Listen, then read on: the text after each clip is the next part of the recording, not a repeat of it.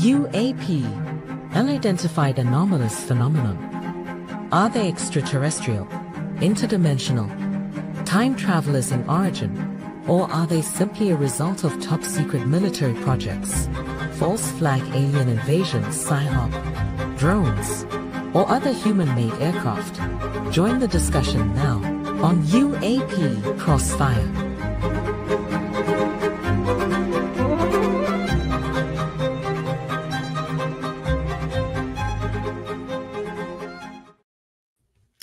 Good evening, everyone, and welcome to UAP Crossfire, the show where four alpha males debate the existence of unidentified flying objects, aliens, and whatever's associated with them. Joining me tonight is our full crew. We're at full strength like your local hockey team. We have to the left of me or right of me. I can't tell with this camera the way things are going, but we have Chris DiPerno. Mr. DiPerno, how are you this evening? I am doing good. It's getting a little chilly up here in the wonderful land of Buffalo, New York. But all is good. Can't complain. Wonderful. And below him, certainly not in stature or importance, we have Don Ecker. Good evening, Don. Good evening, Padre. How are you? I'm well. How are things going there in California? Great. I'm wearing my very special T-shirt tonight. Uh-oh. It says, I don't know if you can see it. No, I guess you can't, but it says curmudgeon. Not just a word, a way of life. An appropriately labeled garment. And last but certainly not least, our resident aviator and aviation expert, Commander Cobra. How are you? Good evening, sirs, and good evening, Padre. Great to see you all. Are you at the bunker in the Northeast tonight? Yes, the bunker is fully manned. The stockades are closed, and the animals are put up for the evening. And Zeppelin, the blessed pig, as my pastor, local pastor, said, and during services on Sunday, is sleeping soundly. What is that aircraft behind you tonight? Which one do you got back there? I'm going to move my head so you can see it a little bit better. That is the artist representation of a twin F-35 model.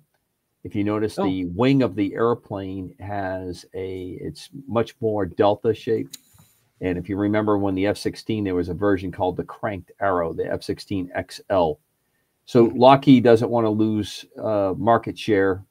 And there's a lot of concepts about building, based on the F-35, a twin engine super F-35. It would still be a 5 category fighter or aircraft, not 6th generation like the F-47 is and the B-21. But that's I thought that was a really cool artist representation. The guy that does the artwork, if anybody's interested, just contact me on email. He does incredible interpretations of engineering documents and has some stylish stuff. Really good stuff. And certainly a fighter commander? It is a fighter. In that case, the F-35. And the joining of 2 successful aircraft into 2 of 1 is certainly no stranger to aviation. They did it with the F-82 twin Mustang. Right. Germans had a version of the Messerschmitt 109 and the HE-111 bomber that they paired together. So you got a good F-35 platform. Why not just glue 2 of them together and make something new? Well, boys, tonight we're going to get into some of the latest UAP news. Welcome to all of you who are in our chat. Feel free to put your questions in there. If you'd please type it into all caps, that helps us notice them a little bit faster. So feel free to ask away if you have something for us. Yeah, we don't think you're shouting. We don't think you're shouting or rude if you do all caps. Well, my hearing's so bad, practically everything has to be shouted. So let's take a look at our first story, and that is the nature of 3I Atlas, this mysterious so-called comet that's going through our solar system. My understanding is it's not visible to us right now because the sun is in the way, but there were some interesting anomalies that showed up as it zipped past Mars, including what appear to be additional objects flying along with it. And it's also venting water at the rate of a fire hose, which usually doesn't happen out in space that far. We'll begin with Chris DiPerno. Chris, when it comes to 3I Atlas, do you think that this is a comet? And if it is, a very strange one, or is it perhaps an alien probe of some kind? I don't think it's an alien probe. I think it's a comet that, you got to remember, we don't know everything in the universe. So if something comes up and we go, hey, it's giving off a strange gas, or it's giving off excess water, or it's turning green. It could describe any one of us. Let's be honest. It must be aliens. It must be, yeah up there. I don't know. It's a comet. My personal opinion, and I'm not an astronomer, so I can't talk on an expert, but everything that I've read about it is. Now, we just have to understand that we don't know everything that goes on in the universe. And so when something strange comes in our universe, I just say, if an alien wanted to probe us, and I say that in an interesting way, okay, if an alien wanted to probe us, okay, I don't think he'd have to do all that this comet is doing. I think they would just come by and say, okay, let's go check out the stupid humans and check them out, and away they go again. I mean, I think the only thing I would say is I'd like to see this thing as it goes around the sun, if it reduces in size. Because obviously a comet is made of ice and rock and stuff. So if the comet starts to melt, which I think it is doing already, because they say there's a tremendous amount of water coming from it, we'll see if it reduces in size. Mr. Decker, your thoughts? I really don't know where to come down on this at this point. I've been looking at all the information that I could locate on the internet, and there is so much fluff out there. So many people are claiming so many things. I will say this. I think it is, at this point, according to sources that I do somewhat trust, I think it's highly strange. I find the fact that they've discovered so much nickel in this object with no iron.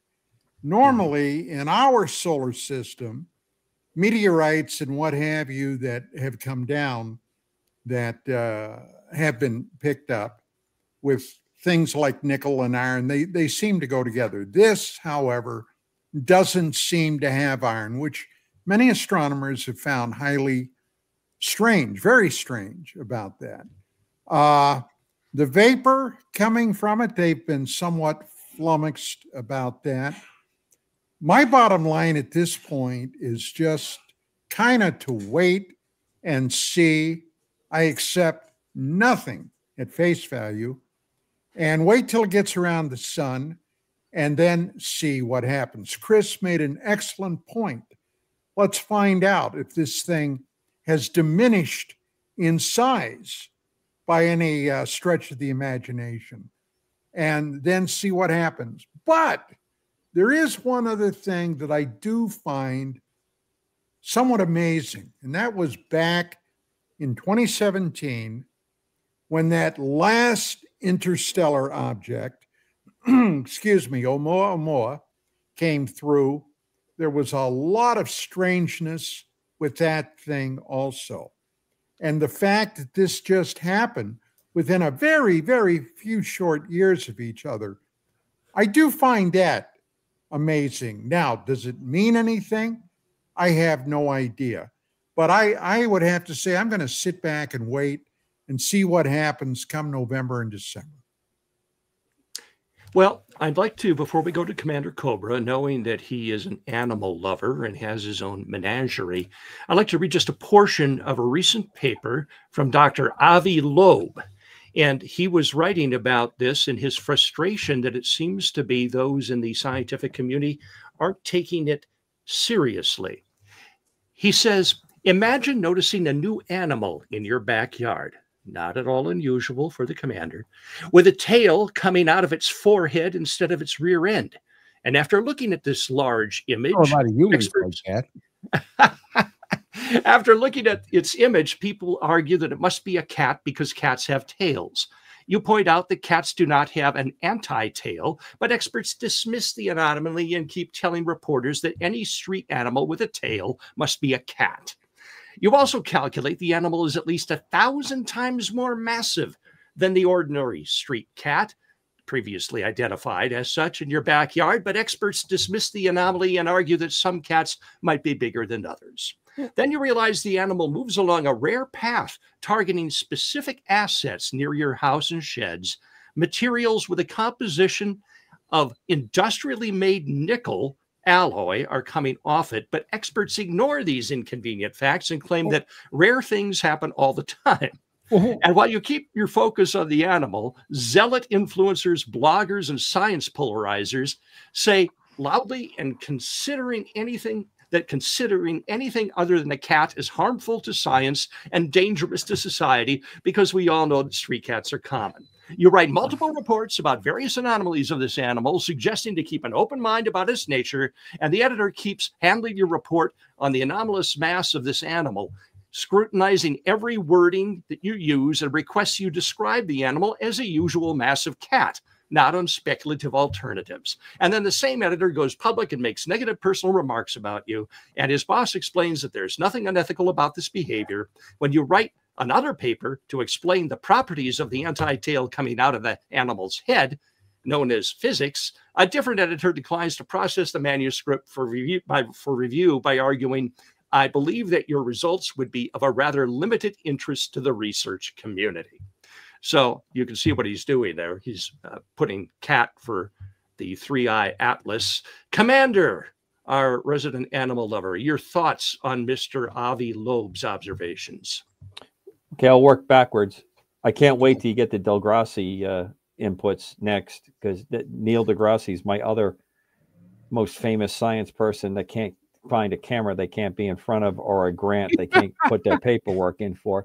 I don't know the good doctor, but I would say that anyone that if his caliber that would use the expression scientific polarizer, I find ironic.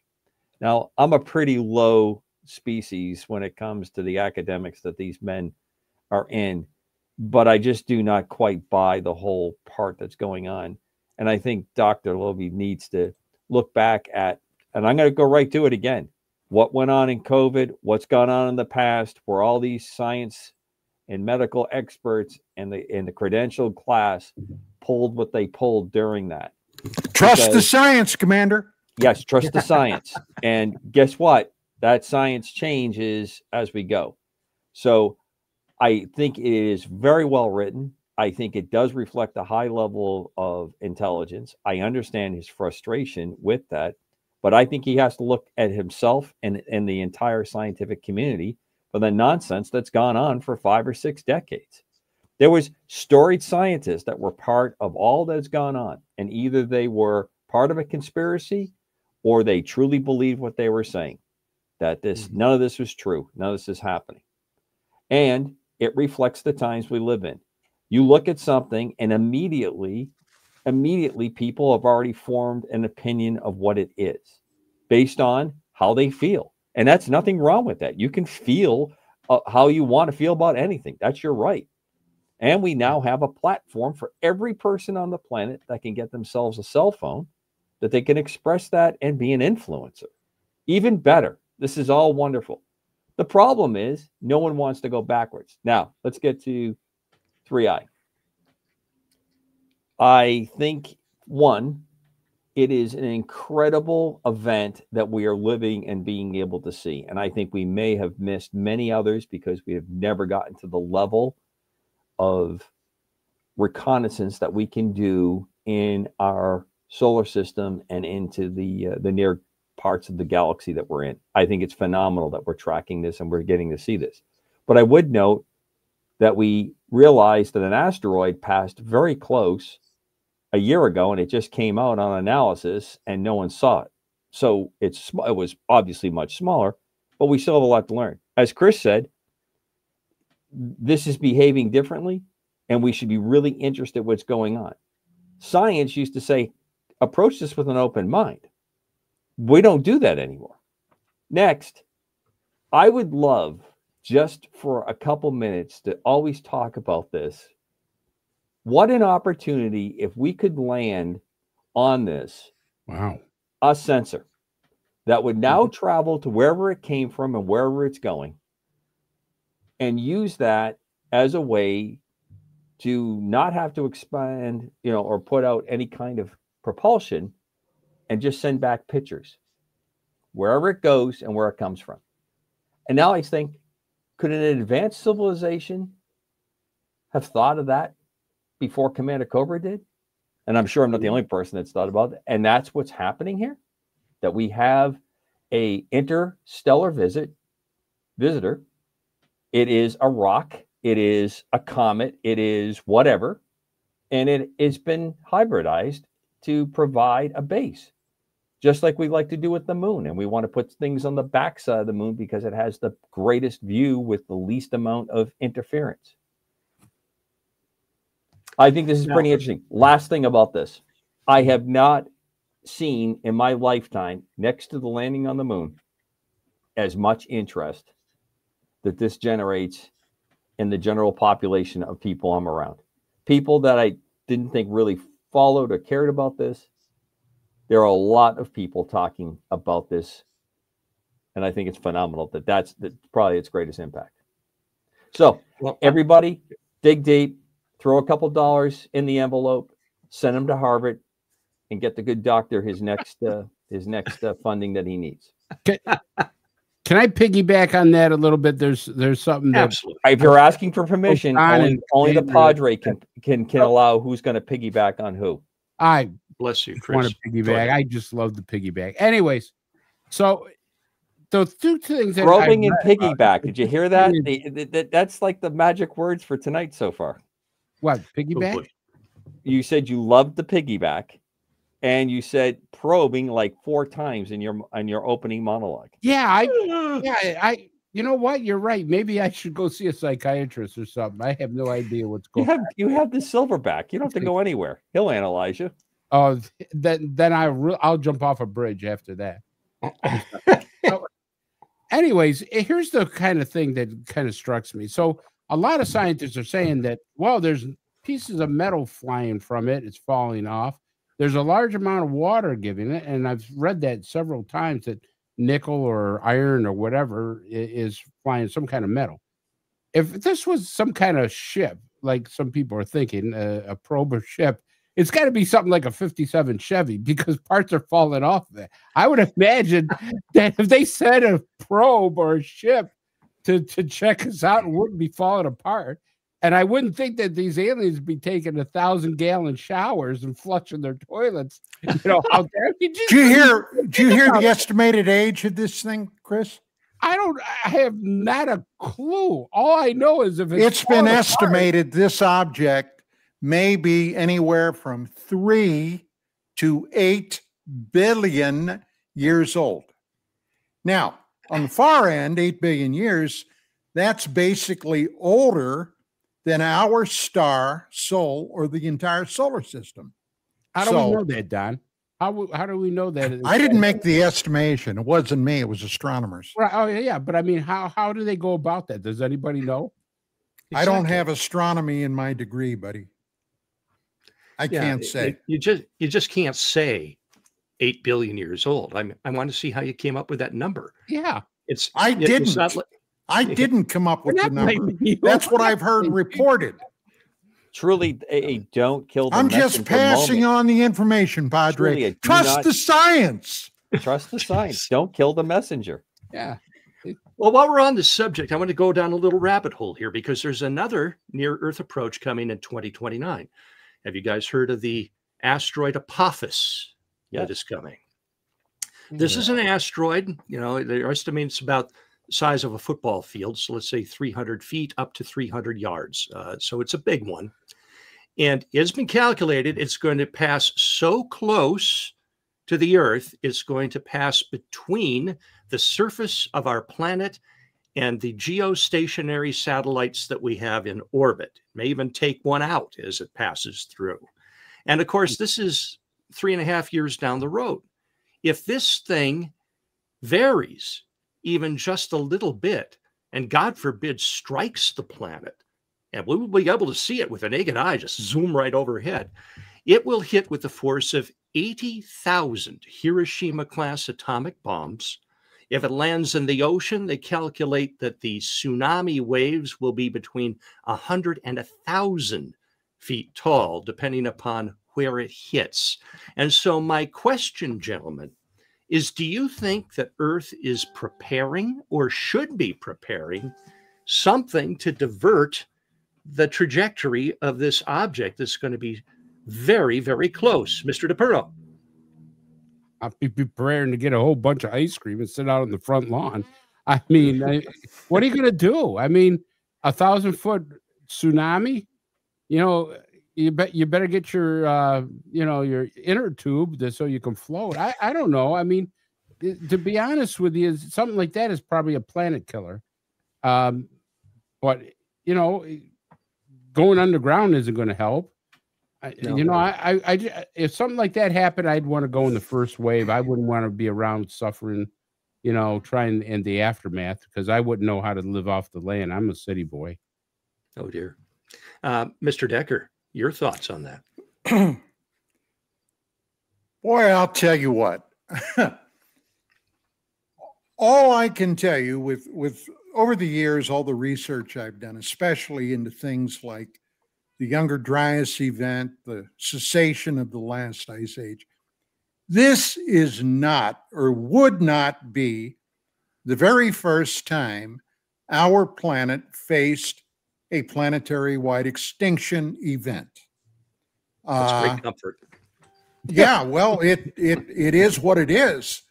Now, if what you're saying is correct, and I have no doubt or no reason to doubt it, I would think it would behoove the governments of Russia, China, the United States, and any other nuclear-equipped nation to get together, have a France, oh God, have a think tank, okay, and talk about putting some large nuclear warheads up there and try to deflect this thing.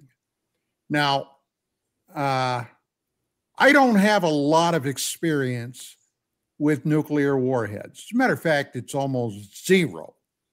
The key part of that is almost. Almost. Yes. Like Dumb and Dumber. So what you're saying is there's a chance. Yeah. There's certainly always, I guess, a chance. But the bottom line is we are such right now, our planet is in such a chaotic condition. I'd be surprised if the right people are even aware of this right now. Yeah, only us, pastors, priests, prophets, doomsayers, and such. Commander Cobra, please tell me that you're aware of some military technology capable of annihilating or pushing aside this object. Nope. Oh, well, thank you. I appreciate your. Can I extrapolate from there? Yeah. Yes, please. Yeah. Feel free to treat this host as hostile and continue to direct these pointed questions to me. There's a million things to cover on this. Those calculations are constantly being updated. What's going to happen?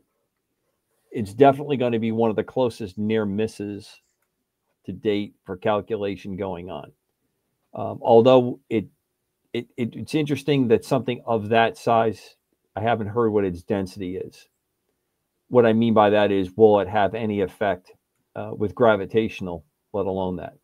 So here's a number of things that come to mind with this. I'm not aware of anything that's going on to be able to do that. I think there's some capabilities.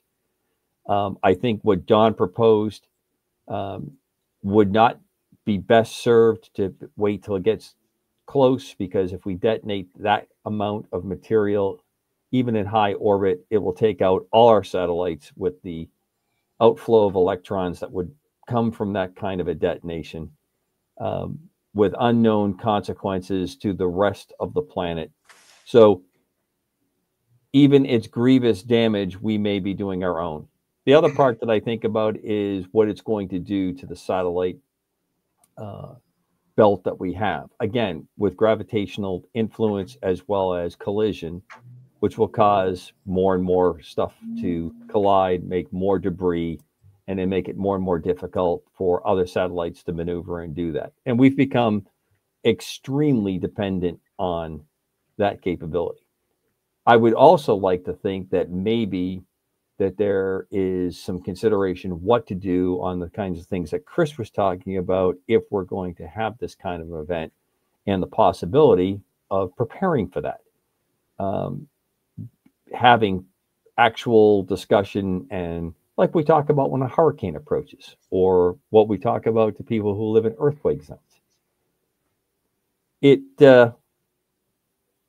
could be the huge changer of our time as it gets closer, and there's not much any of us can do about it except continue to look at it. But I don't think there's anything going on. It would be an interesting case for those folks that believe the Space Brothers are around us to give us a little heads up. I'd also like to hear what everybody's bowing down at the altar of AI. What is AI telling us? What do they put into AI to tell us what to do about this? Prepare for this, how to respond to it. Haven't heard anything about that, but that's these are events that I just don't know what we can do about, and sometimes knowing ahead of time is worse. Countless great movies to review between now and then on this very subject about what is going to happen. Some have a happy ending, some don't. You know, one of the things that is speculated is hitting it with nukes. Okay, let's talk about that for a moment. This is hypothetical now. Let's say that we determine this thing is heading for America's eastern seaboard, one of our most densely populated places. Has the potential to absolutely wipe out pretty much everything, let's say, from Norfolk all the way up to your neighborhood in Maine. Don't have to worry about New York. New York's already wiped out. Well, okay. Adjacent communities notwithstanding. Now, Earth has an option. We can let that happen and try to get as many people out of there in time and evacuate. Or we can blow this thing into a dozen smaller pieces, each of which is only, say, the impact power of 2 atomic bombs. But the damage will be more dispersed around the world, and maybe half of them will impact in remote areas or the ocean, and the rest, though, will hit medium to smaller cities. Who makes the decision on that? Would that be solely the purview of the nation being hit? Or would that be something that the United Nations would weigh in on? The UN is, forget them, but okay. It comes down to an arithmetic question. Yes. Yeah. Okay. If we do this, what's the estimated death? If we do that, what's the estimated death? And they can figure these things out to a pretty fine degree these days. I would, when I was talking about getting together with the other nuclear powers, I wasn't talking about waiting for this thing to come into close near Earth space. I was talking about having the ability to get those warheads out into deep space before the thing gets here, and then break it up. And if we do that, that's line 1. Line 2, as the debris is coming in, send out more nukes to break them up. And if necessary, a third wave of missiles. I don't even know if it's possible. Cobra might know, but that's where I was thinking. Interesting. Well, let's move on to more UAP related topics. It's always kind of interesting to go down those rabbit holes a little bit. Well, wait a minute. There is Does Cobra have? Do you have any ideas on that? Yeah, Cobra? John, number one, we should never stop landing on the moon because we can't easily get to deep space. We have not put nukes into space. We don't have, it's not easy just to put a payload like that on there and shoot it onto a extra orbital vehicle to go do that. And I would say that we would probably have had to start it, that kind of thinking a long time back. Now, maybe there's something out there that we haven't talked about, but the kinds of payloads that we're talking about to do that, to get to the distance that we have to do to get that shot, and we still very much work on a ballistic kind of intercept here, what you're talking. You need to have the bullet, and the bullet has to explode when it gets there to do that. And that's no easy trick going on there. And we have not, I mean, I would say what you see Elon Musk doing right now is probably our best chance of having a vehicle that could do that, and have that capability to do that. But most of the things we talk about, most things we build are for orbiting the planet, and we have taken a very slow approach to getting back to the moon, and we keep talking that we're going to go to Mars, but that seems to always be, you know, one more year away from the last time we signed up for it. So maybe this is the sad part of not being able to get things together on this planet that we could actually explore and be able to do that. But I don't know of anything, and I don't think it's that easy or straightforward of a program to adapt nuclear detonation devices, get them into a specific point, not have them detonate a way that you don't, and so that they actually do what you wanted to do. This mass and that kind of speed and trajectory, I don't think is an easy hit to do that. We may not have the power to do it. Well, you know, here's just one last thought, and I'll be quiet.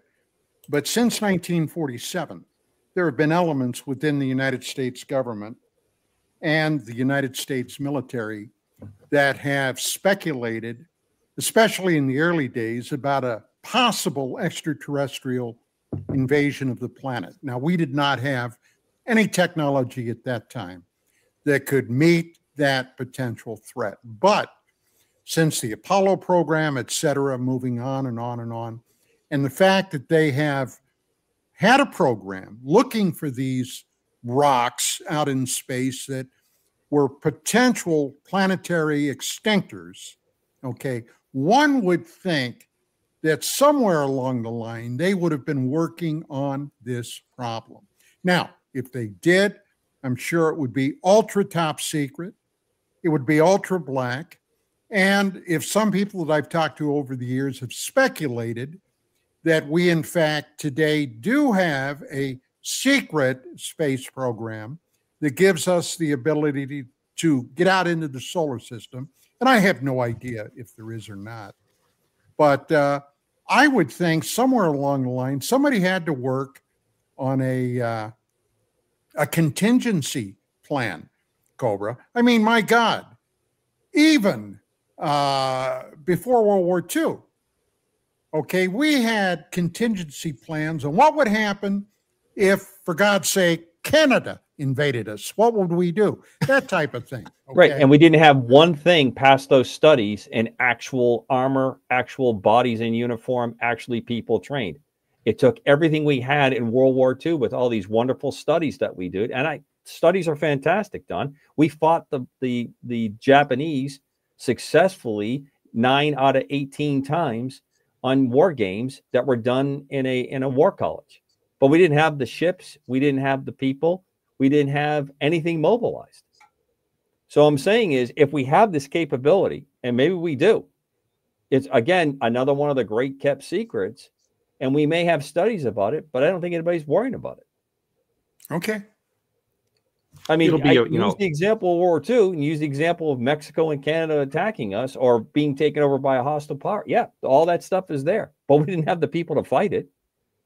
Yeah, but don't they have underground bunkers that they built for contingency plans? Like, I mean, the only people who are going to go there are politicians and people who can afford it. The rest of us are not going to do. But from what I understand, they've already built like underground bunkers, or is that? Well, the famous one, of course, is the Greenbrier. I can't think of the name of it. The one that is actually a resort and a hotel, and then it got mistakenly let out. The secret of it was let out. That's where all of the Washington D.C. Continuum of operations for the government would go. You can't use it anymore. Can't remember. I think the last part of its name is Briar. I can't remember the front part of it. Yeah, and we've talked about for years the massive underground facilities for testing military stuff capabilities going on. Again, all possible parts coming up. We just do not have a really good record lately of firing off rockets and having them work real well. We haven't been exploring space. We couldn't figure out how to keep the space shuttle online. One of the most important things we ever could have had is to have that pickup truck, that flying space dump truck. And we gave that up with a whimper. We don't have a real good job with hypersonics. We did more in the 60s and 70s with Super 8 capability and less than 64 computer capability than we're doing right now. But we got really, really good videos and great influencers. Maybe all the influencers can do this. Put them up in Mr. Bezos' suborbital, and they can influence this to go a different direction. Be worth a try. Let's move on to our next topic tonight, guys. I want to talk about the alien DNA that may exist within humans. There's a molecular biologist named Dr. Max Rempel. He has his doctorate from the Institute of Gene Biology in Moscow. He claims to have found... There's a warning. There's a quick warning. Just, sorry, had to throw that out. Let me get a little vodka. Go ahead there, Padre. Sorry. Thank you. He claims to have found strands of non-human DNA hidden inside certain families that have been tested. He tested 581 families in the public 1,000 Genomes Project. And in 11 of them, he says large chunks of DNA appeared that did not match either parent. The anomalies, 348 variants in total, could not be chalked up to modern gene editing tools like CRISPR, since the subjects were born decades before that technology existed. He's published his results with the DNA Resonance Research Foundation. We should say it has yet to be peer reviewed, but it has gotten... Bingo. Right. But it has gotten a lot of attention. And I just wanted to carry on a hypothetical impact here. If this is true, it would mean that humans did not evolve from Neanderthals, that our genetics have been interfered with at some time in the past from a source that we can't identify. Now, this has been speculated in the UFO community for some time. You look at what they're taking from abductees, reproductive materials, blood, tissue samples, allegations of cloning hybrids. Chris, do you believe it's possible that an alien entity has been tinkering with our genome? Well, if you saw my wife, maybe. I don't know. Oh, dear. Well, I guess we don't get the show in New Hampshire. Yeah, God, oh no, I know. Believe me, I'd be dead by now. I'd be getting a phone call. Anyways, no. First of all, like Commander said, I don't believe anything that comes out of Russian science. Years ago, the Russians claimed they found when they had a serial killer. They made a movie about this called Citizens X. When they had Citizens X, and that's a true story of a serial. I mean, probably the most prolific in known recorded history. Right, exactly. And they claimed that they found, because they had this guy's DNA, and they claimed that they found a new strand of DNA, and that's why they couldn't catch him the first time, because it was a new strand of DNA that only the Russians discovered, which was a load of horse crap. So this, to me, that's the first thing when I read about this is that, okay, here you go, the Russians are trying to throw something out there that they haven't had peer reviewed haven't had anything to question it, haven't showed any type of, DNA study stuff that would do that, or have any other scientists to say, oh yeah, I checked their material and I concur. So until I see that type of stuff happening with reputable scientists, I'm going to reserve to say they're full of crap. Don?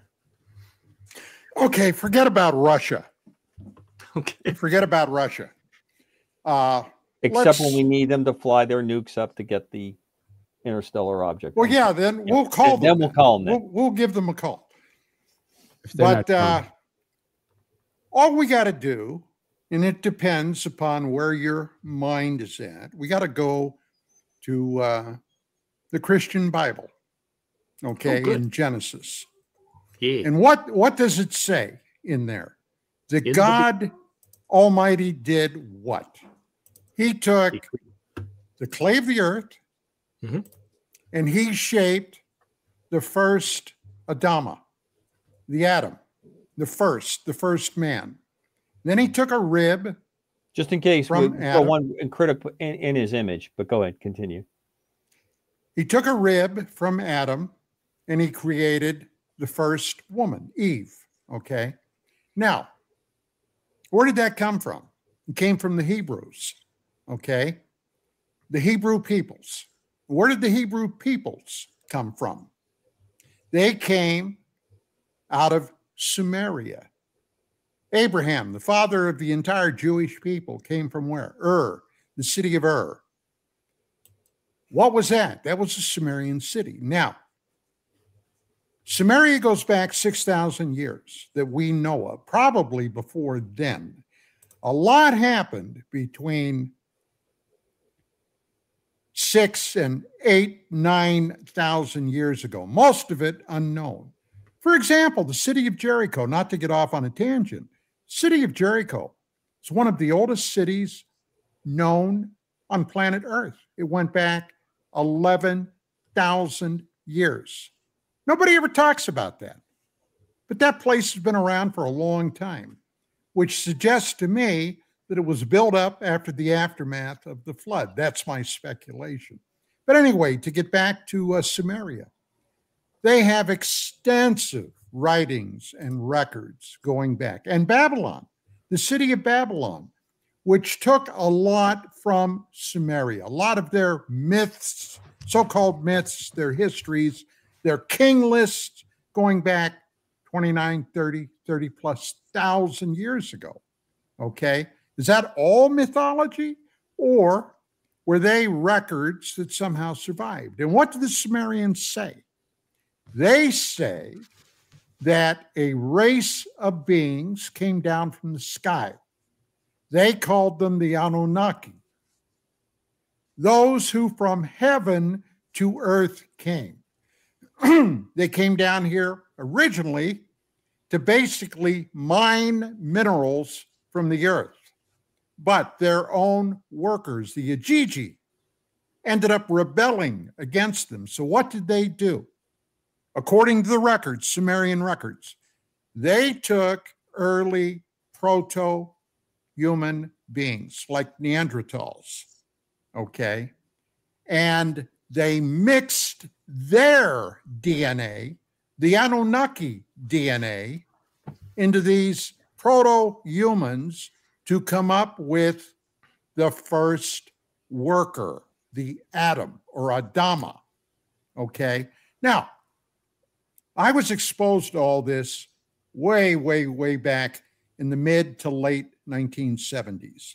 I discovered a book called The 12th Planet, written by a Jewish scholar who left Israel. He was born in the Ukraine.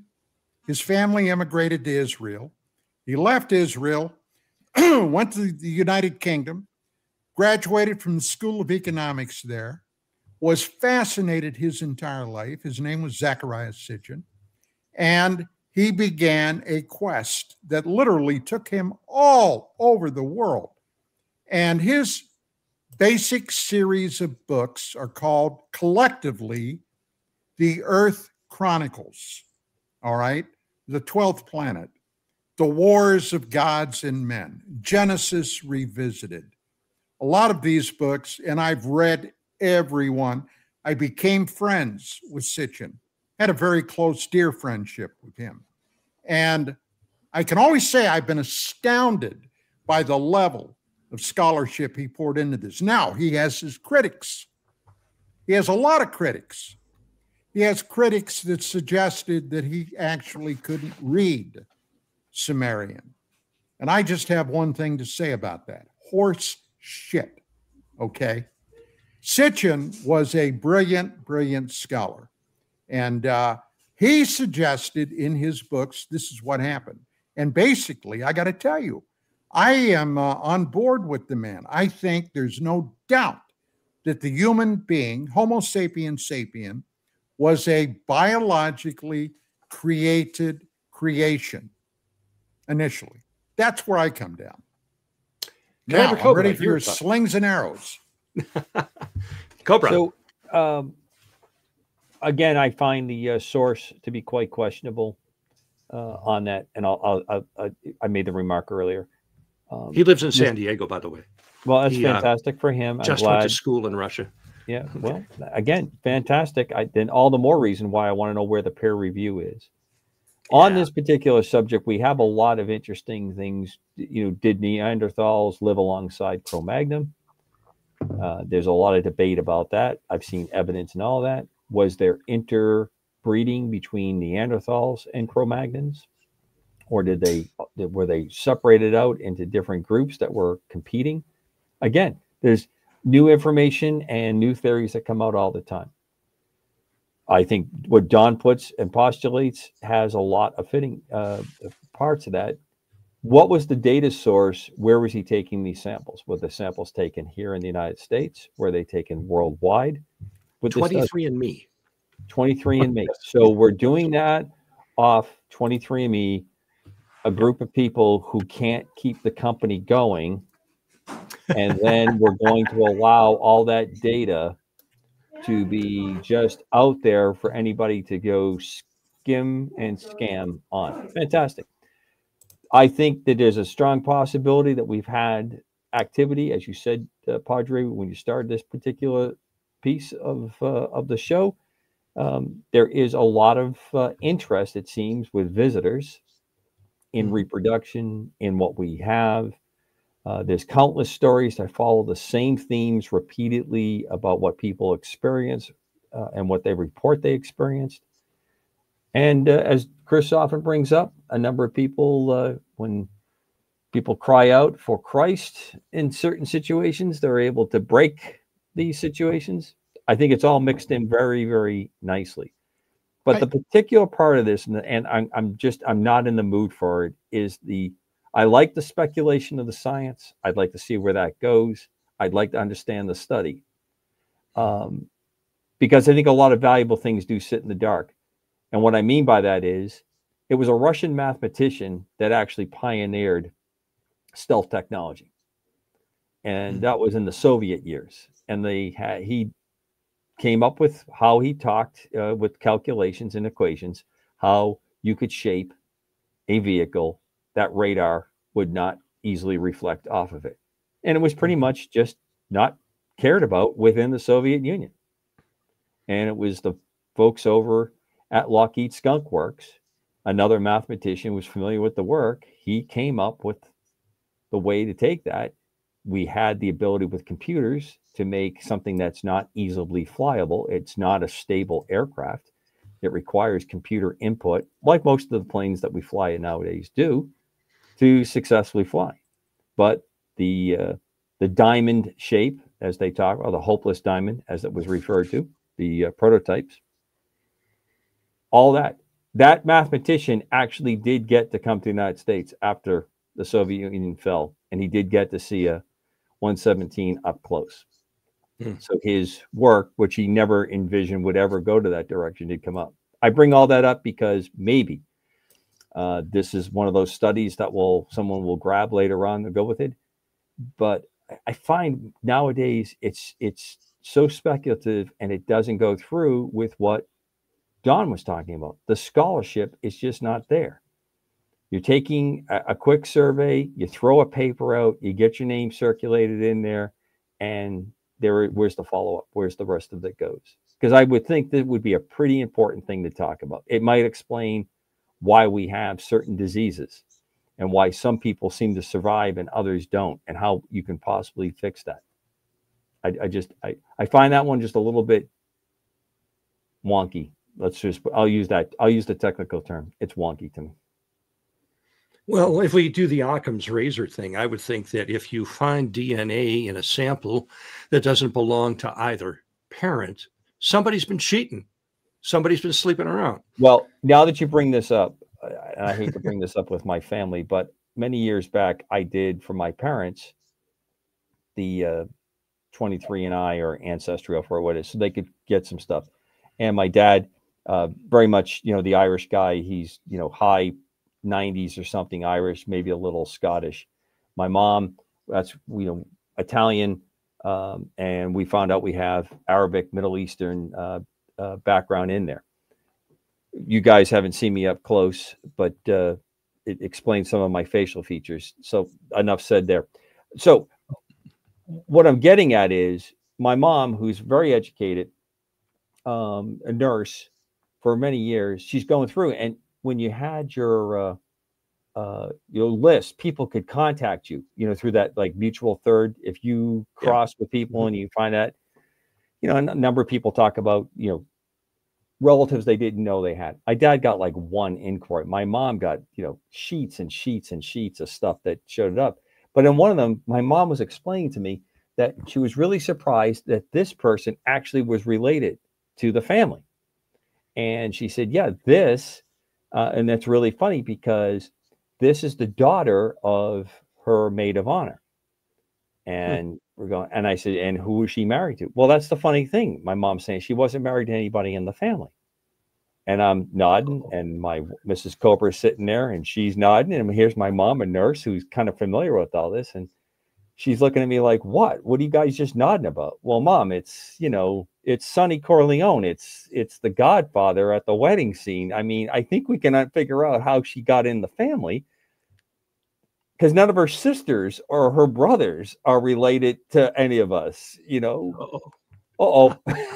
Yes. So let's switch topics here. We got about 4 minutes. We'll do a rapid fire on this one.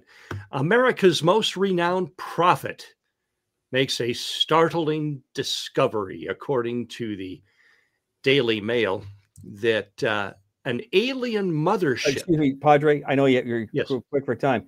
I know he's the most renowned prophet to us. Could you tell the audience who he is? Because I just missed, in case not everyone in the audience, the greatest audience on the planet, knows who the greatest prophet of our time is. Yes. This would be Brandon Biggs, and he is a Christian pastor in Oklahoma. And his claim to fame is that he accurately predicted the attempted assassination attempt on Donald Trump that would cause him to have damage to his ear, but that he would survive. So that's what he's got going for him. And based on that stellar prediction, he is saying that a couple things are going to happen, that we're going to have an alien ship, mothership, a la, Independence Day, come and appear over the Vatican, and also that we're going to have a 10.0 earthquake on the New Madrid Fault, which would be interesting because the greatest quake ever recorded on the Richter scale was 9.5. Rapid fire. Don, are you concerned the mothership is coming to the Vatican?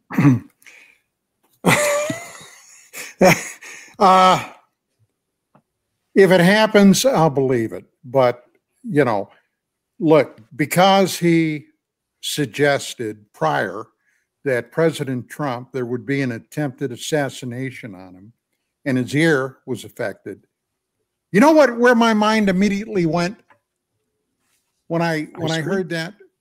The Antichrist. What is one of the things about the Antichrist? Okay. Mm-hmm. The thing is, he's going to suffer a head wound that should have been fatal, but he recovers from it. Now, I got to tell you, I expected the uber left to come out with that when that happened to President Trump in Pennsylvania. That's what I expected. Didn't happen, okay. I was sure that one of the things that they would be screaming about Trump, besides he's a Nazi, a fascist, anti-democratic, okay, Adolf Hitler, etc., ad nauseum, I expected the Antichrist. Didn't happen. Maybe it'll happen in the future. I don't know. But if a ship shows up over the Vatican, then ask me again. Okay. Very quickly, Chris, you were raised Catholic. Your opinions on aliens wanting to visit the Vatican? I don't know. I mean, why the Vatican? Why would they go to the Vatican? Why? I mean, exactly. You know, yeah. What's the big deal about go? I mean, they want to go to the Pope and say, "Hey, we're here," kind of a deal. I mean, the Vatican's already said there could be life out elsewhere. So, I just wonder why he's picking the Vatican. Commander, number one, Vatican, been there a couple of times. Fantastic, beautiful place. That Michelangelo, great painter. I really dig it. That might be part of the reason. On a slightly more serious approach, maybe some of the artifacts that the Vatican has is something that they would like to get back, or something they would like to change the batteries on. There's been a lot of interesting things that have been buried at the Vatican. I would have picked Jerusalem, personally, myself, as a place for it to happen. I can think of some other places on the planet that would have that, but I'm with Don. Let's regroup. I want to go to Chicago. And then they'll never come back. Yeah. Well, there you have it, everybody. Don says that Trump is the Antichrist. Chris says that no, that's not what I said. And Commander Cobra says that the batteries are being delivered to the Vatican. On that note, we'll wrap up our first hour. Cappuccino right around the backside of Vatican City. There is a cafe that puts a cappuccino to die for. It is worth traveling the entire More probes and galaxy backsides coming up in the second hour of UAP Crossfires. Stay with us.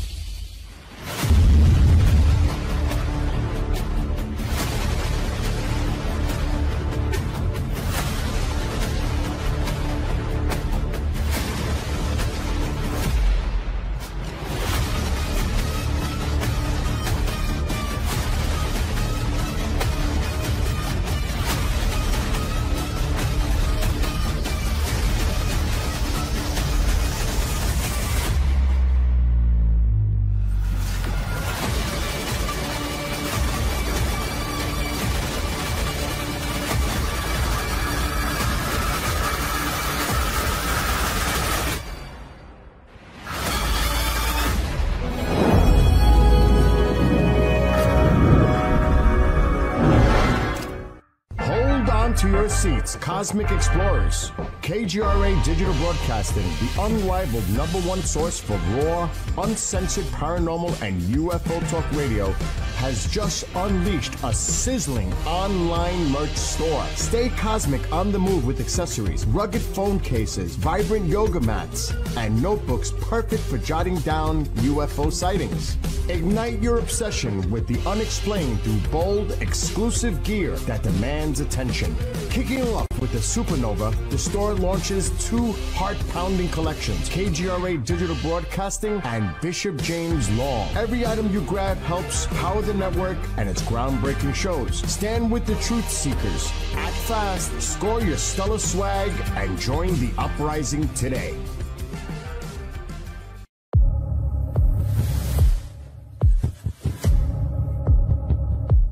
So you don't care about his life. You just care about covering up your little top secret stuff going on. Meanwhile, this man's dying.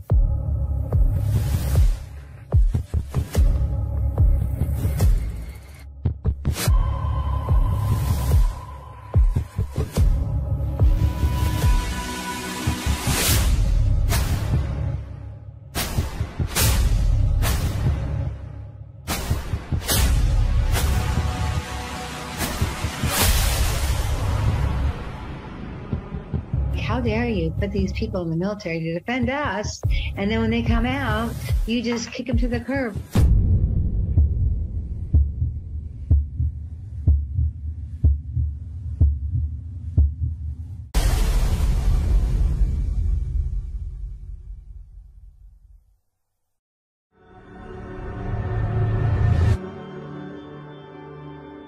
MUFON is the voice of thousands of like-minded people who want to see change.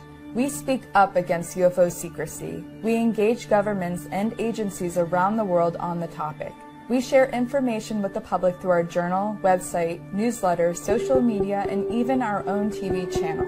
When you join MUFON, you add your voice to the cause.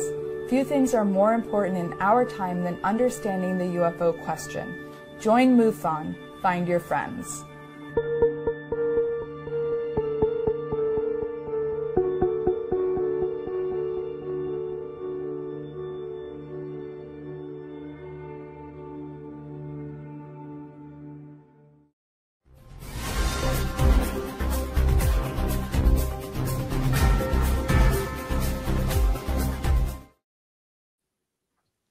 Welcome back to Hour 2 of UAP Crossfire. Dan Carlson here with you, along with Chris DiPerno, Don Ecker, and Commander Cobra.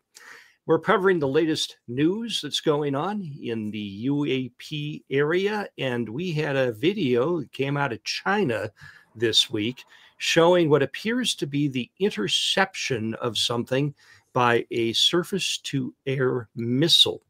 We have that still, Bill, if you could put that up. It shows a picture of the object in flames as it's heading down toward the ground. There you have it. This is after the missile hit it. Of course, the people in China don't get a whole lot of, let's say, freedom in what they put online, but these were captured by security cameras that they had there, and they did let it out. Let's start with Commander Cobra this time. Commander, you've seen these images and the video. What do you make of it? I don't have enough information to give you a good analysis. It doesn't look to me to be extraordinary beyond the fact that a surface-to-air hit. I would imagine that if it's traveling slow and you have that kind of a hit, the trajectory and a little bit of that trail that's coming on the back of it just looks like the fireball was going forward. The interesting part is I don't think this is something that had wings that were producing lift, because that generally, once you upset that, you don't get a very good ballistic trajectory. Things don't stay together, they come apart. So whatever that was is probably a fairly egg-shaped, cylindrical shaped kind of thing. Could have been a type of re-entry vehicle. It could have been something that was threatening, from the Earth coming down on an unplanned trajectory, and they're taking it out. Could be practicing for the asteroid. I don't mean to be too flippant on there, that kind of stuff. Skeet shooting for SAM battery kind of thing. Getting good at doing that kind of stuff. So without being able to get good imagery, and when you gave the homework for the show, I've been skulking around trying to find that. I even went to some of the more fringy places that I like to sometimes lurk at, and it's just not a lot of stuff on this particular one that's there. It gives me kind of a feeling. I'd like to see what the PRC had put out in the press, in their version of TikTok, what's happening there. Was this a practice? Was this something that had gone errant on a test that they wanted to take? Is this something that was coming into an area that they didn't want, or was it something that was purveying over a sensitive spot? It's really hard to tell just by that on there. But we made a remark on I think it was you that made it, Padre. It looked a lot like an Iron Dome kind of situation. The only thing that's different about the Iron Dome part of it is usually you see a few things going up to do the intercept because they like to have multiple runs at it. And you see some kind of a change in whatever it is that it hits, because you're going to have parts of it come up. This looks like it's just ignited and it's a fireball coming down. So it's a curious thing. And then, I don't have a really good feel for what this is. Okay. Don, your view. Well, it's coming out of the PRC. And like I am often want to say, I am very skeptical about any pronouncements from the PRC. What I saw was a fireball. And with basically no other real data, hey, it was a pretty fireball. And that's about the long and the short of it for me. Chris, your view. I got to agree with Don. Anything coming out of the PRC, I'm very speculative about. Russia, PRC. I mean, they haven't been truthful about anything. You can go back to the COVID days when China was saying it came from a bat, and I won't get into that. But anyway, so the one thing that strikes me is, so you got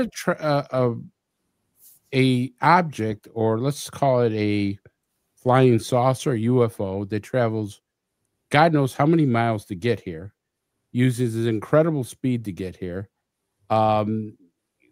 evades all that's in outer space that could destroy it, and one of our missiles takes it down. I mean, we've clocked these things going at 7,000 miles an hour. We've clocked these things going at incredible speeds in the blink of an eye, and one missile takes it down. Okay. Well, Chris, I mean, I've heard a couple of people say just recently, Chris, that the balloon that got hit by the Hellfire is just proof that these are the UFOs can absorb it and deflect it. Well, I guess they didn't have their deflection shields on this one, but I mean, I just don't think that something that's traveled all the way here. Two things. One, I don't believe that they need headlights. So anytime you see this and they say, "Oh, they got their lights on," I go, "Okay, whatever." And then I don't believe that a missile is going to take this thing down. That's my opinion. Yeah, I personally think that we're looking at a training sort of a situation. We're developing this Golden Dome system that's supposed to be operational in the not too distant future. You can bet that China's developing something similar. They're not quite as forward with what they're doing militarily to their public. And I could see where someone, who's, sitting on their balcony in a Chinese city and sees this happen might speculate as to what it was they were looking at. But I think it has a pretty terrestrial origin. Can I just add one thing? Because Commander Cobra said something a while back on another show, and it really struck me. He goes, sometimes we put out things that we want the other people to know. And it just dawned. I said, that was a great idea that he had. Maybe the Chinese are doing it to us. Maybe they're saying, no, I'm not going to believe it. No, stop that. No, it's a wild guess, isn't it? Stop the silly talk. Well, here's the one I want you. Here's the one. Just real quick. Okay, this happened. You can't get crap out of the PRC. How does this stuff slip up? Exactly. When we saw people, the buildings were being doors welded shut to keep people in during COVID when they were responding to it and all that going on, people died for that. Tiananmen Square, you got a little clip there. That normally there's nothing really covert about how this came out. Again, a little bit suspect. If this happened and this was going on, Why would the PRC even allow this for an instant come on? Unless they're going to pack it and say, yep, Space Bros tried to come in, we took them out. How hospitable of them. Well, all right. Look at us, how powerful we are. That's what I mean by that, Padre. Yeah. We took out space aliens. We took out ETs. Well, that should make them side with us in a coming conflict, I would think. Okay, we have a UFO sighting in Texas that is quite interesting. It took place September 8th in Trenton, Texas, just after 8 p.m. Eastern Time, when a pair of witnesses spotted a pyramid-shaped object moving eastward for at least 2 minutes. And they got some pretty good video of this. We do have some image of that. If you could put that up. No, this is the one over LA. We'll talk about that in a minute. The one in Texas is the other object. I sent a link to the video. In any case, this thing, it is triangular, but the orientation of what you would think a normal aircraft would be, which would be relatively horizontal to the ground. This is moving horizontally, but it looks like it's oriented vertically in the sky. Otherwise, it's a black triangular object. And so it mystified me a bit. Chris, did you have an opinion as to what that was? Well, I'm looking at the actual picture now because I pulled it up here. To me, it looks like a fighter jet. I mean, but there's no exhaust coming from it, so it's a little suspicious to me. It's not perfectly triangled in such a way, but it does have. And that's Los Angeles video we're seeing now. Yeah. But anyways, the one in Texas, it just reminds me of what, and Commander would probably say I'm wrong. It looks like a swept wing F-4 Phantom. Yeah, but it doesn't have any much of a fuselage. No, and that's where I'm saying I'm a little suspicious because I don't see any exhaust from it or anything like that. So, you know, no noise was reported. That more. Yeah, Don, did you render an opinion on that? Yeah, you may not like it, but tomato. Okay, tomato. 80 years people have been seeing weird things in the sky. All types of things, everything from bell-shaped objects to the Tic Tacs to flying discs, flying saucers, triangles, you name it. What's it mean in the bottom line? What's it mean? Not a damn thing. Just another oddity in the sky to talk about. Until somebody, okay, can get some pictures of one of these things landed, go up and hopefully interview the occupants. All I got to say about it is ho-hum. Okay, Commander Cobra. Well, you know my obsession with anything that's got the triangular shape. So thank you for letting me have the cleanup slot here to try to talk about this. Chris makes a very interesting point on the Texas piece, and the Los Angeles one. I have some interesting takes as well. Its orientation, as you were talking, Padre, doesn't put it into what we would say something that's creating lift would need to do.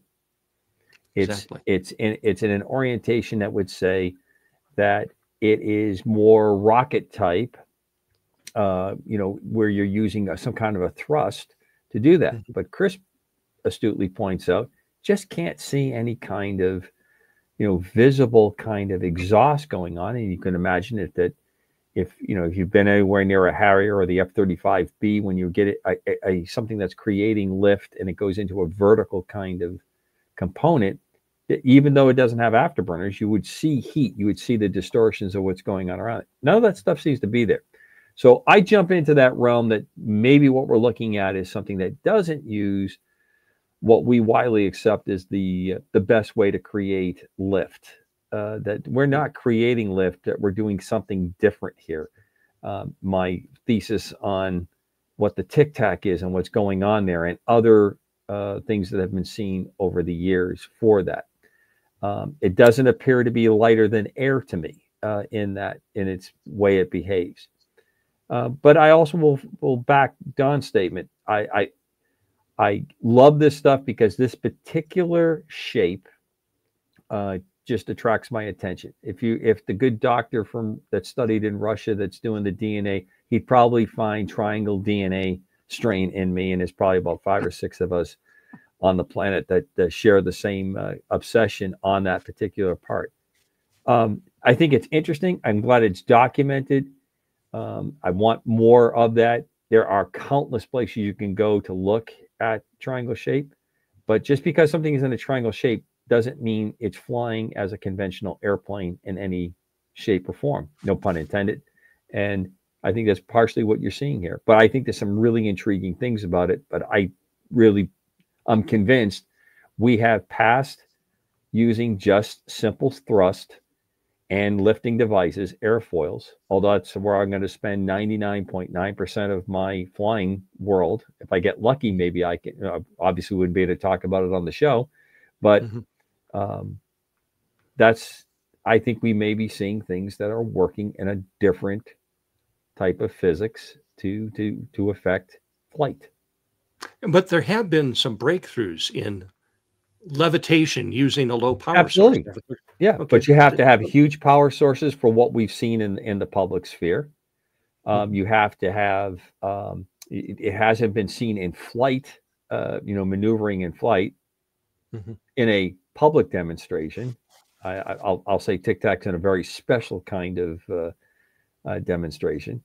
But there are some other stuff, and we're going to go to the Los Angeles one next. And the first thing I saw when I looked at that, and Bill can Skywatcher can give a good part, reminded me of the Hudson Valley flying triangle flying boomerangs that we're seeing all through the Hudson Valley area. Yeah, this is now the UAP over Los Angeles on August 30th. You can clearly see the triangle shape. And you'll also notice that there is a black object in the base of the V. I would say that would be like a fuselage kind of area to it. Why the lights all the way around what would be the leading edge? That could be one of two things. That could be how it is achieving flight or achieving its, in this case, it seems to be almost like a steady state displacement. It could also be part of a way that you can identify it. Sometimes, though, heat, and you will pick up the wavelengths of heat with your phone because of the step down that your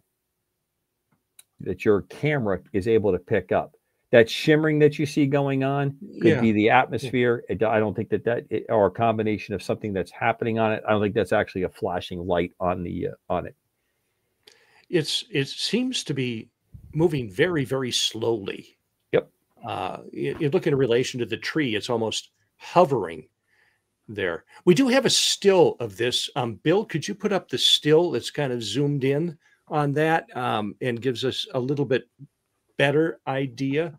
What do you think? It almost looks like there's an energy field around the lights, or of course that could just be a trick of the lens, but it intrigues me. And then you've got a solid band of light on one side and then broken lights on the other. Does that tell you anything, Commander? I don't see anything from the broken versus the four spheres that you kind of see. That to me seems to be something that's just happening from either the vibration that's moving on the lights or just how they're positioned on that.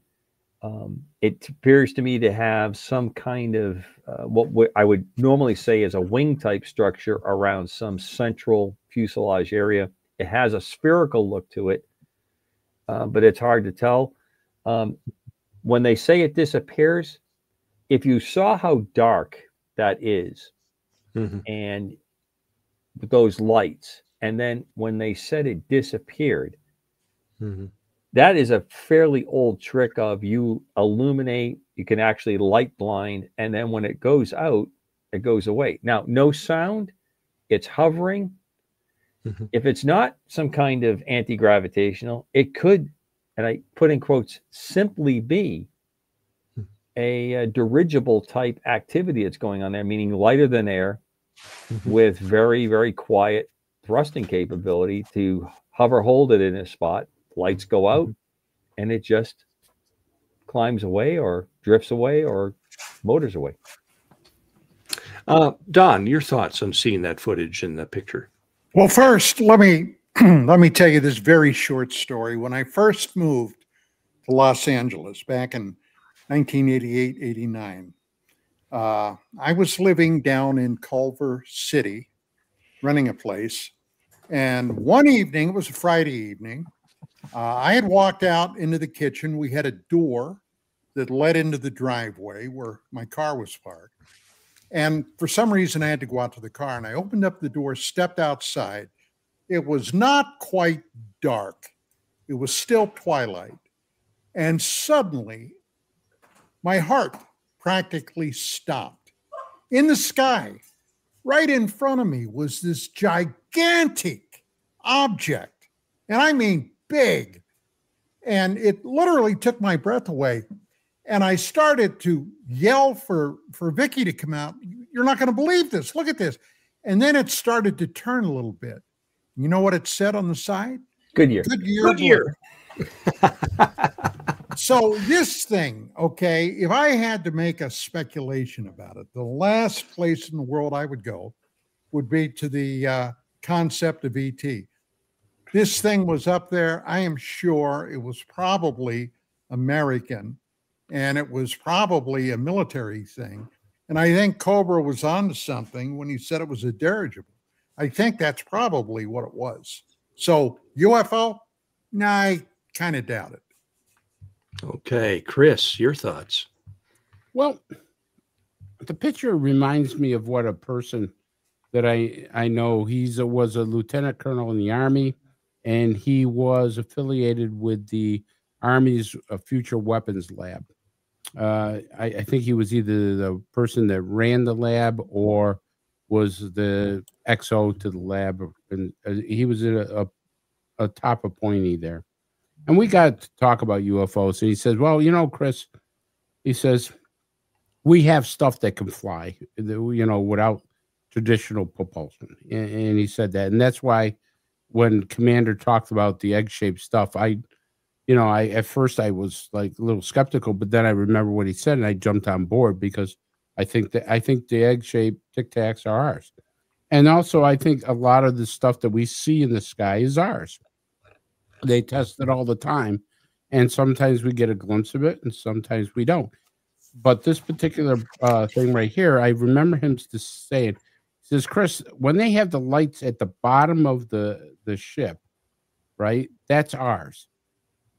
The triangles that you see or the boomerangs that you see that have the lights at the tips, and Commander was right.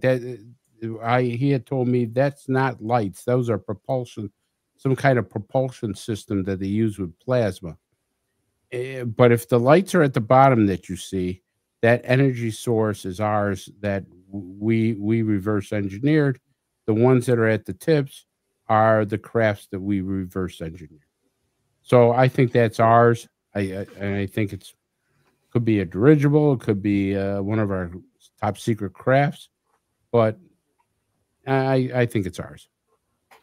There seems to be a lot of resurgent interest in lighter than aircraft in terms of dirigible. And my question then would be, something that big and that slow moving, I would think would be very easy in a contested airspace, very easy to shoot down. Is that true? So I'm gonna take you back to our friends from the PRC that like to fly balloons.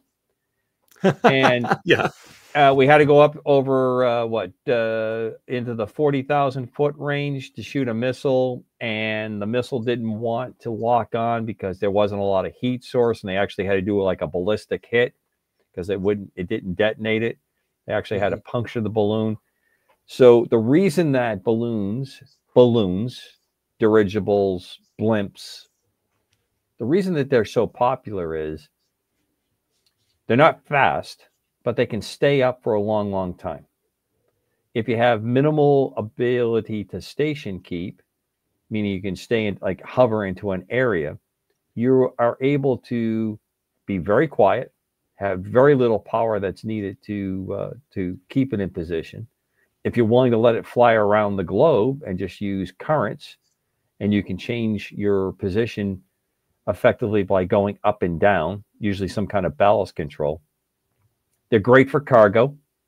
That they've been experimenting with that for years to go do that.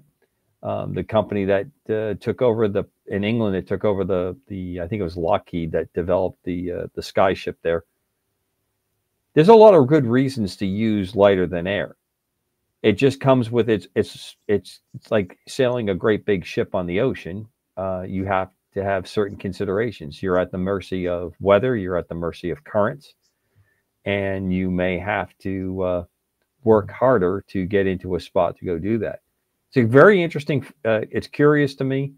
Our friend Doug, I'm trying to get Doug to give us, he was on the show a while back, if you remember, trying to get his input on what was on Texas. I haven't heard back from him on that.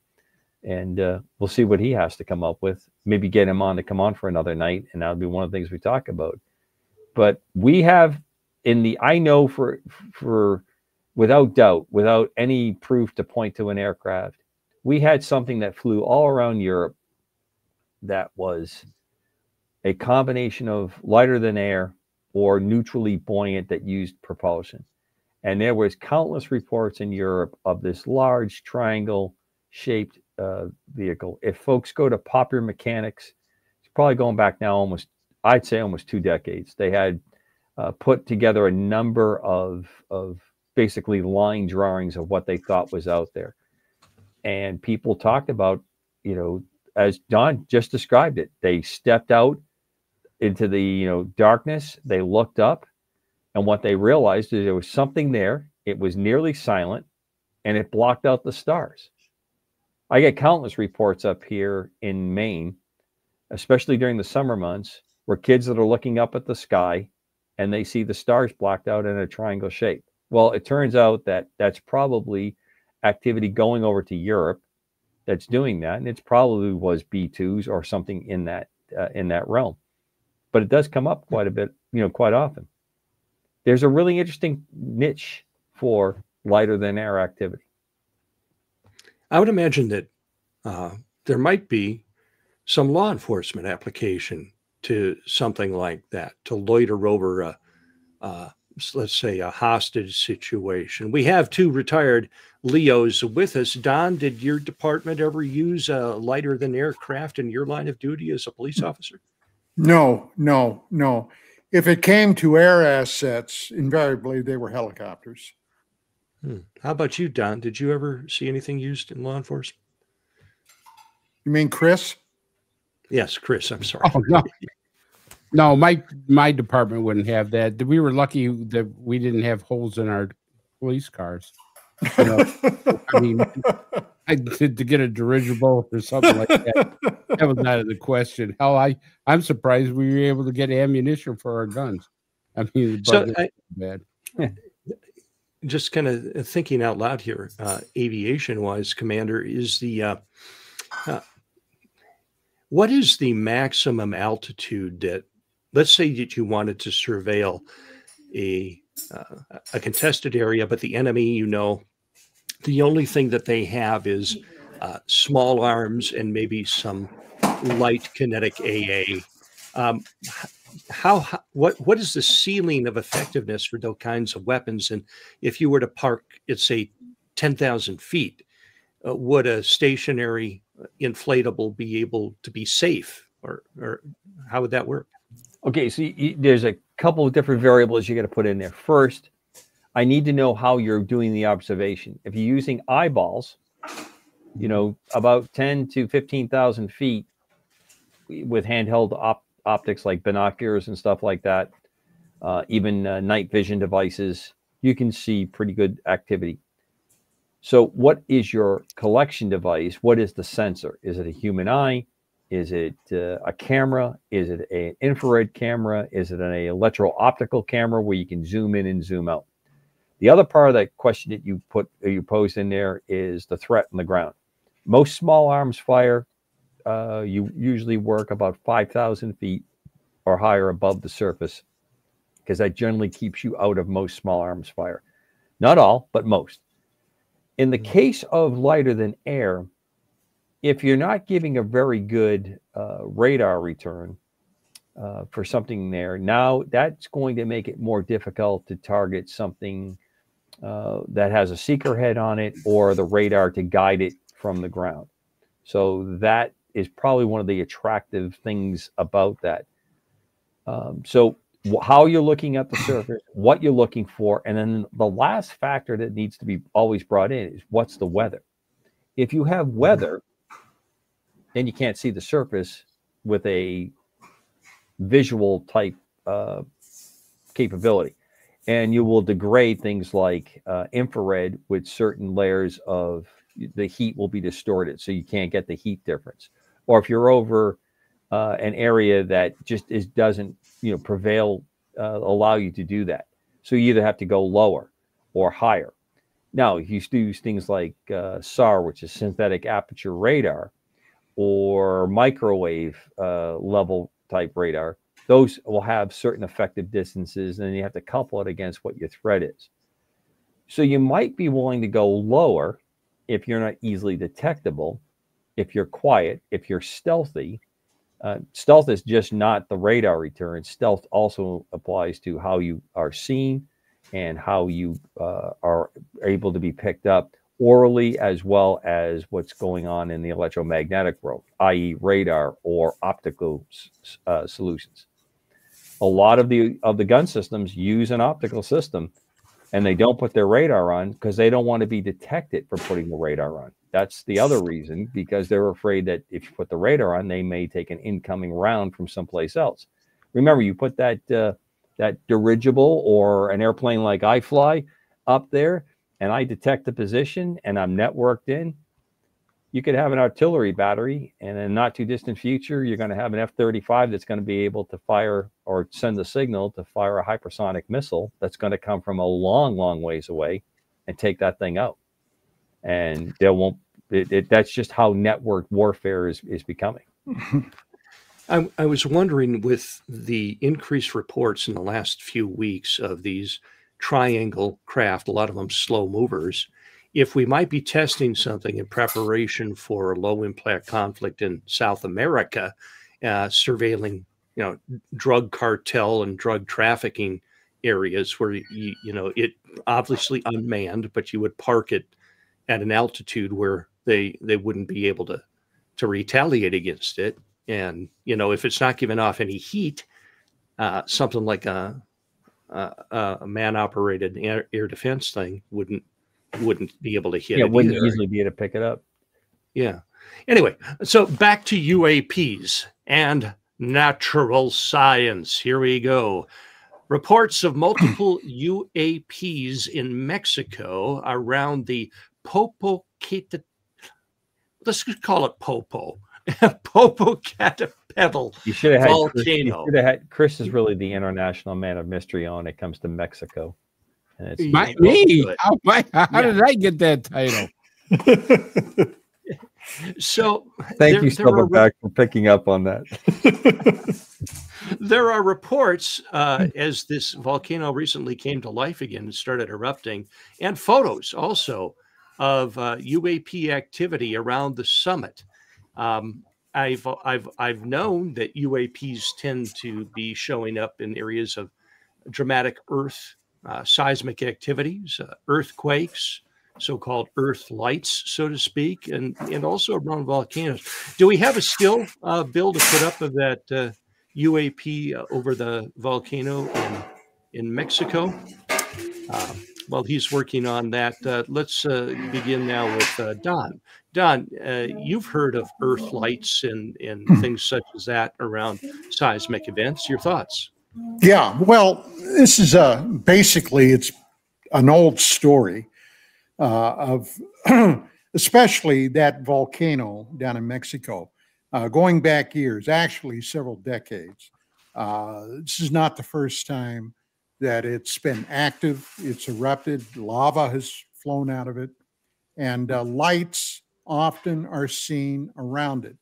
A lot of people immediately suspected UFOs or UAPs today, I guess you would say. But Earth lights have been seen in areas of tectonic activity, especially here in California. As everybody knows, we have a lot of tectonic activity. One day, my wife and I, we were out in the backyard, and to make a long story short, I was on the patio. Suddenly, I felt the patio swaying. Not drastically, but swaying. And I knew immediately that was an earthquake. And I shouted at Vicky, I said, Vicky, we've got an earthquake. And sure enough, it was like a 3.5 or 4.0. It was something very small. But now that volcano, this is not the first time they've been seen, but the earth lights do pop up. Now, when Padre and I were talking about this yesterday on the phone, he said, well, there are people that talked about seeing some of these lights fly down into the volcano. Now, what I'm about to say is purest speculation, okay? I don't have an iota of anything to put anything to this. But what if some of these incidents where there were actual technological objects of some type that could go into the volcano for energy, okay? What's the energy that's being generated? Geothermic, right? Coming up out of the depths. Is it possible that some of these things may be able to capture and store that type of energy? I have no way of knowing, no idea whatsoever. It was the wildest thought that came to my head. But I suggested that to Dan, and who knows? Who knows? Chris, your thoughts? Well, first of all, Alexander Rojas, who I know, he's a pretty serious, investigator. He's an advisor for Enigma Labs. He says that he doesn't think this is a UFO because it kind of moves slower than what was projected to have been done and things like that. I'm always a little suspicious of stuff coming out of Mexico. Some stuff is really good, but some stuff you got to go, okay, where did they come up with this? Remember, they had pictures of these trash cans and trash lids and stuff flying, in people's backyards. And, there was a certain ufologist, I won't mention him by name, but I think everybody here knows who I'm talking about. That, there's aliens all over Mexico, there's ships all over. And when people actually analyze the pictures, they go, this is phony, this is computer generated, or this is something that's just not there. Don brought up a good point. Do they collect energy? Well, we know that people have seen through NASA pictures what looks like crafts near the sun actually drawing, parts of the sun, energy from the sun to their craft. So that's a good theory that Don has. Could they be actually getting some type of energy? We know that crafts have funneled waters. We have people that have seen them funnel up waters that they believe they use as energy, hydrogen from that. We know that there's a possibility they're taking energy from the sun to use as fuel. So Don's theory, hey, they're maybe because of what the volcano produces may very well be an energy source to them. Commander, your views? I'm not in the camp that we have something that is UAP, UFO, extraterrestrial. Always the possibility it could be, but I don't see anything there. As Don was saying, this is not a phenomenon that is uncommon to other types of tectonic activity all over the globe. This has been reported for a long time. And you have extreme heat that's going on here. So that has the ability to create and all kinds of visual effect. The other thing I'd like to comment that Don brought up, if we do have a craft of some kind in there, that craft is not following any kind of conventional flight, once again, going on there. You can't fly, especially jet engines, but even reciprocating engines, you can't fly very well anywhere near a volcano. Begin with, the heat turbulence is pretty amazing. The other part is jet engines, especially, but even, as I said, a conventionally, normally aspirated engine doesn't do very well in the smoke, in the exhaust that comes off from it. That's why airliners, when we have volcanoes and it's a large, have to change their flight patterns dramatically because they can't get through that. What it does is it basically causes the blades inside the jet engine to corrode very, very quickly.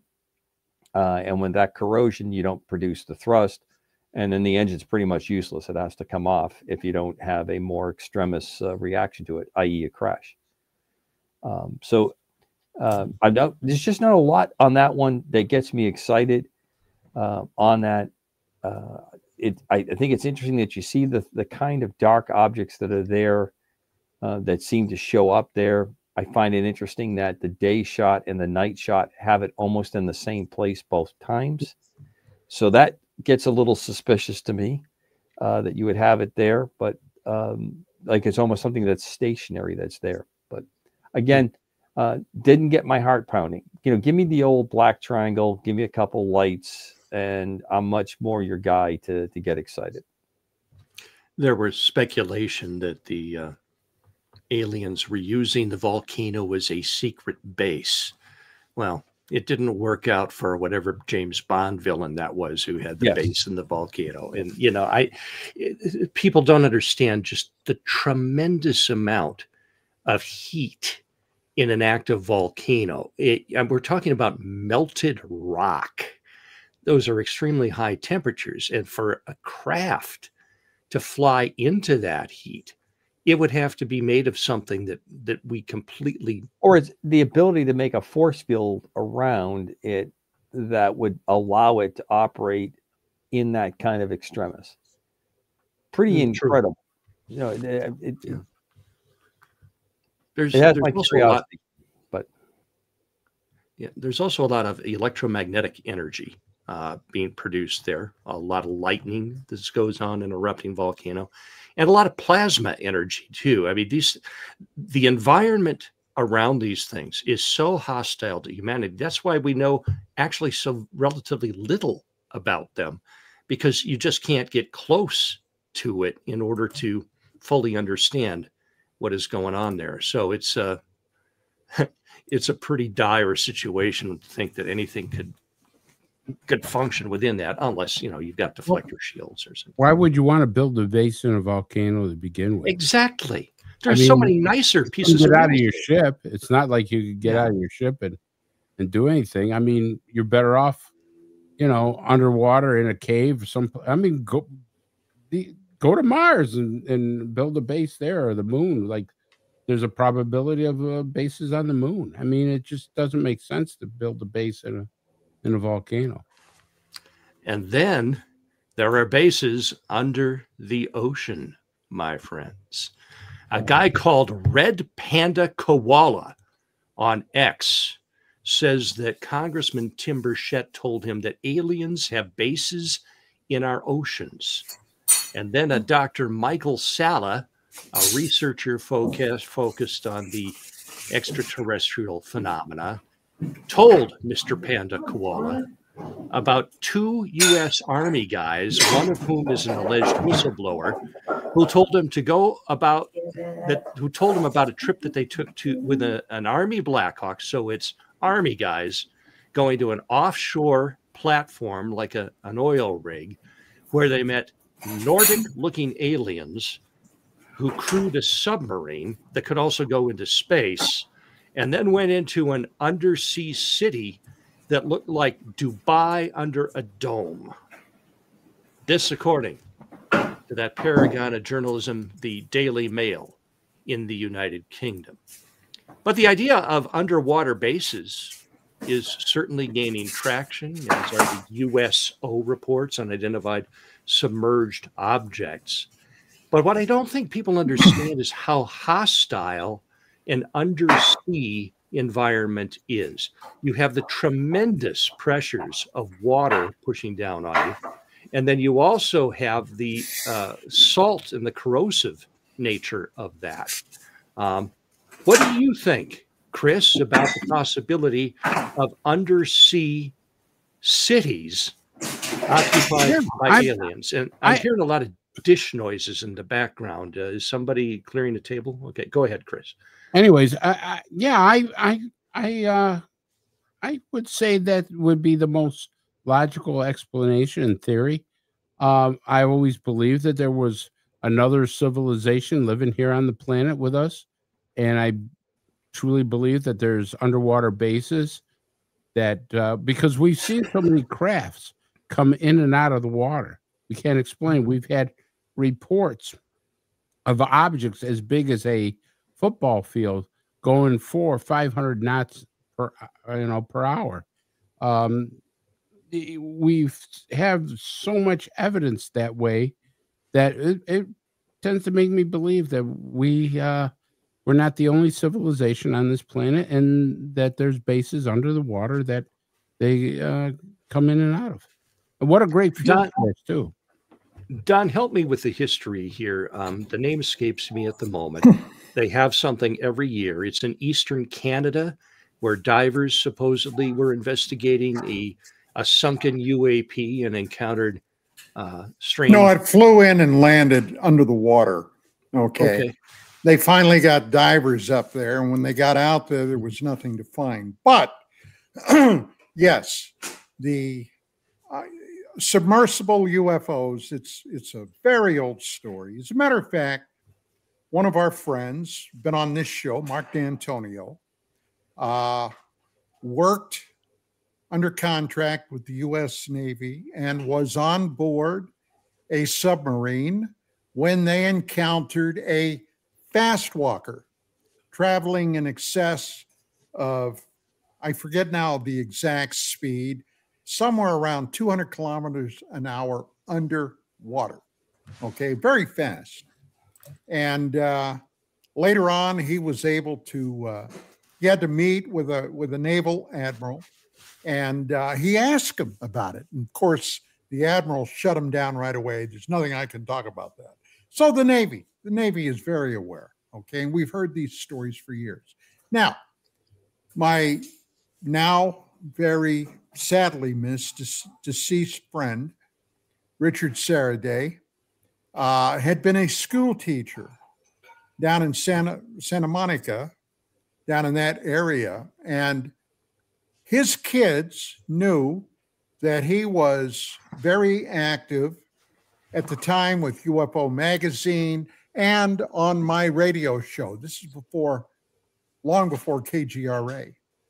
So anyway, one day, some of his kids came in and said, you know, we think there's a UFO base, and these were high school kids, UFO base down in Santa Monica, or down off the coast in the water. And Richard looked at him and said, well, why would you think that?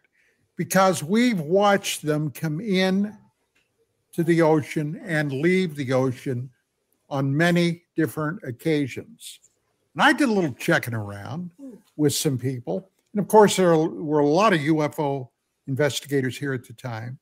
And yeah, it is believed that down there very well may be some type of underwater facility.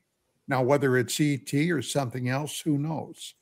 But it's an old story. And yes, I believe from the things I've researched and what have you, that that would be an ideal spot if there were extraterrestrials here, a long-term presence.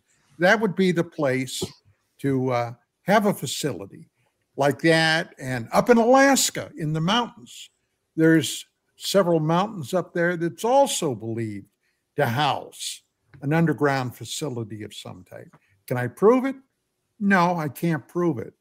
But my speculation leads me to believe that there is something there. Commander, your thoughts? You've flown over many oceans. You ever see anything? No, but one of the areas that's been, I mean, I've seen a lot of interesting things. I've seen a lot of interesting ocean-based marine life. Putting that out, unfortunately, have not had the ability. I've actually had a couple opportunities to fly up to submarines to affect some kind of mission with them for that. Very impressive. But I agree with everything that's been said. I just need to throw a couple things in there. The acidity of salt water really makes this an incredible project to do this. So just because something flies well in space doesn't mean it's going to do very well under the water. So that's number one. Number two is, if it can submerge and do that, you can't, it's going to have to be something pretty advanced. So again, I'm back to my force field. I'm back to my, alternate propulsion or a different propulsion that allows you to have that. That would allow you to go very fast, because you would then be making this bubble that you're traveling inside a bubble. It's very similar. It's a fluid, just like the air is. It's just that it's a much higher density, and it also has an acidity. Salt water is very corrosive. The areas that I've seen and heard so much talked about bring me to two possible conclusions. Off the west coast of the United States, off the California coast, we have a range where I've flown over and done some exercise work with that does and specializes in subsea as well as other types of warfare, generally based on the deployed surface vessel or subsurface vessel.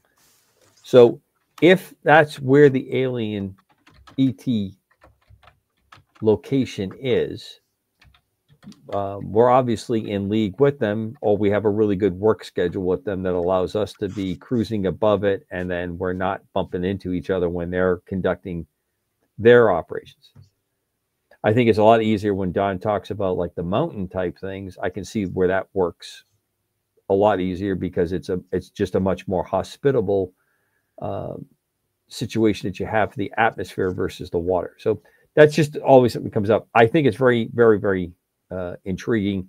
It makes a lot of sense to me that if I could do that, and I had the advanced technology, looking at salt water or air is really not a big difference. I just have to, how I approach it, how I'm going to operate in that environment. Then you come on to the other side, you get towards the Caribbean, and we have Autech, one of the deepest places.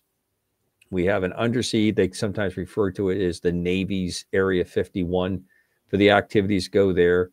There is an undersea warfare research capability there. Again, we have to be in league, or we have to be in some kind of an agreement how we're operating with other people around there, because we're always watching to make sure that we're not being infiltrated by unfriendly nations that are trying to gather intelligence on what we're doing. But I think it's an intriguing idea. And I always think back to Voyage to the Bottom of the Sea, because you brought up Mark D'Antonio, and they had the aircraft that was also able to leave the sub, go to the surface, fly in the air, and then come back, enter the water. But if you remember, Irwin Allen was pretty careful that they just didn't smash into it. If you remember, he kind of slowed down, and he got to the surface of the water, and then he would basically take on ballast and go into the submarine. And if you looked at the bottom of it, that had almost like fan jets on the bottom, very similar to how the F-35B flies, how it does its vertical takeoff, and would bubble up when it left the sub, and then it could fly like a jet going back and forth between the two. Mark D'Antonio did some work on UAVs that left the sub and did that. And you can go online and see where that came out, because one of them didn't make it back to their sub after they were done. And that's a capability that's, unclassified, that's known out there. And I'm sure what's classified is absolutely amazing. So that concept does exist, but it comes at a lot of engineering to do what we want to do with the materials and the propulsion that we have. And who can forget that TV show that ushered me into the interest of UAP? It was called UFO. Oh God, yes. Jerry Anderson production with Skydiver 1 and the fighter jet mounted on the front of the don't submarine. Forget the mini skirts. The mini skirts were great. I watched that show. I could give a damn about the UFOs. I was always intrigued why the gals on the moon base had to have the helmet silver hair. Now they didn't wear anti-static wigs. They didn't anti-static wigs. They didn't wear mini skirts on the moon, but mini skirts were a big part of that show back here on Earth. Well, if you guys noticed in that show, on the submarine, on Skydiver, everybody wore mesh see-through uniform shirts. Yes, and the females did not wear brasiers. They did not have undergarments. Really? Man, I got to go back to YouTube and check that out. But I one thing is the polyester look. Remember the polyester look? They all had the polyester It wasn't the polyester look. It was polyester, Chris. Yeah. That's what we were wearing back then. Remember, it was 1980, right? Yeah. That's right. In the future, in 1980. Yeah, you had the boots and the mini skirts and the polyester suits. Yeah, it made me feel young. I can't remember the name of the guy that plays the colonel. Ed Straker. Yeah, Straker. Ed Bishop was the actor. Yes. So Ed Bishop was actually, there was an active push to try to make Ed Bishop to be a 007. He was an American actor, but he really was based quite a bit in Europe, and that was an ITC series show. Interesting actor. I liked what he did there. I thought he did a really good job in the pilot movie for that. The dedicated colonel that, ends up losing his wife because they basically were talking, the NATO nations had to have this next level of capability because we were being visited on a regular basis. One of my favorite episodes is where a couple kill an alien that shows up at the house. And what they figure out is it is a woman who wants her husband killed, and it was her lover, and they thought it was the husband that showed up. And when they had they would drink coffee and it would make them forget. They had the truth serum, and then it was also the amnesia stuff. And they figured it out, and the poor guy gets killed. They couldn't do anything about it because they couldn't give it away. So, well,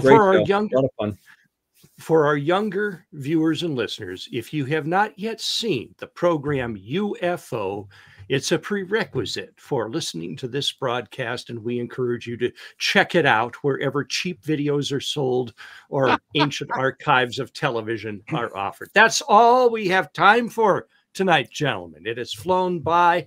We thank you for your loyalty, being the greatest audience on the planet. The Invaders. The Invaders, a Quinn Martin production. Great stories. May the peace of God that surpasses all understanding be with you in the coming week. Until we meet again next Thursday night, we're signing off for UAP Crossfire. Good night. Amen. Good night.